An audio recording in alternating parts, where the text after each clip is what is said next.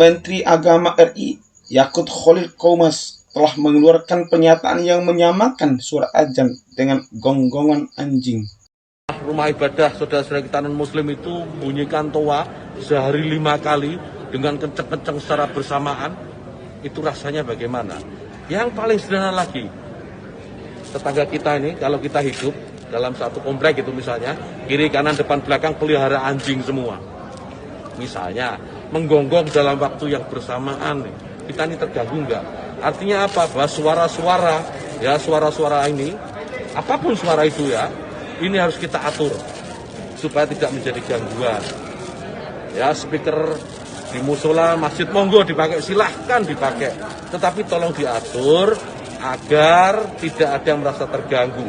Agar niat menggunakan toa, menggunakan speaker sebagai sarana, sebagai wasilah untuk syiar, melakukan syiar tetap bisa dilaksanakan tanpa harus mengganggu mereka yang mungkin tidak sama dengan keyakinan kita. Berbeda keyakinan, kita harus tetap hargai. Itu saja intinya. Tentu saja pernyataan itu telah melukai hati dan perasaan umat muslim. Protes dan kecaman pun seketika muncul. Bahkan mendesak Presiden RI agar segera mencopot Yakut dari jabatannya. Di Bima, jagat maya juga dipenuhi kecaman terhadap Menteri Agama.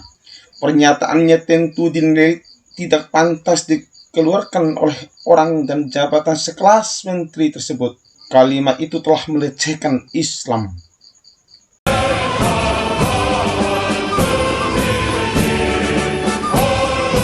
Ketua Forum Umat Islam FUI Bima, Ustadz Asikin, yang dimintai komentar soal pernyataan Menteri Agama tersebut mengatakan, pengaturan soal suara toa masjid yang dipakai untuk azan sejak dulu digaungkan.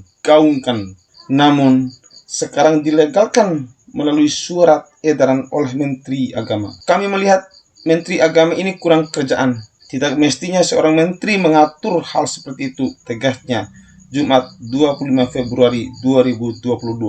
Ia memberi alasan, pertama, untuk daerah-daerah yang mayoritas muslim, jadi hal yang sangat naif sekali mengatur toa untuk memanggil orang sholat.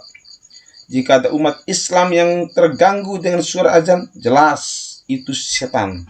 Karena setan saja yang terganggu dan lari terbirit-birit mendengar suara azan, katanya.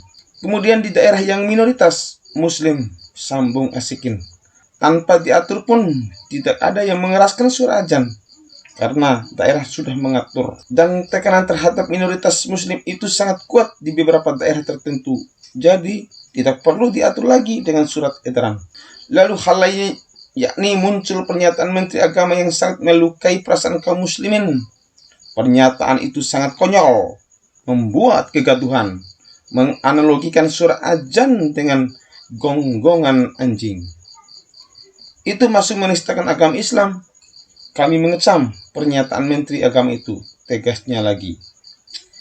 Mewakili ormas Islam di Bima, tokoh agama Islam, pondok pesantren, dan umat Islam, Asikin mengaku tentu sangat menyesalkan seorang Menteri Agama menyampaikan kalimat yang sangat tidak perlu disampaikan. Kami sangat menolak dan kami akan bersikap. FUI Bima akan terlebih dahulu berbicara dengan para pimpinan ormas Islam di Bima dan tokoh agama Islam terkait apa yang akan diambil. Tapi yang jelas kami tidak terima, kami protes dan kami akan bersikap, tambahnya.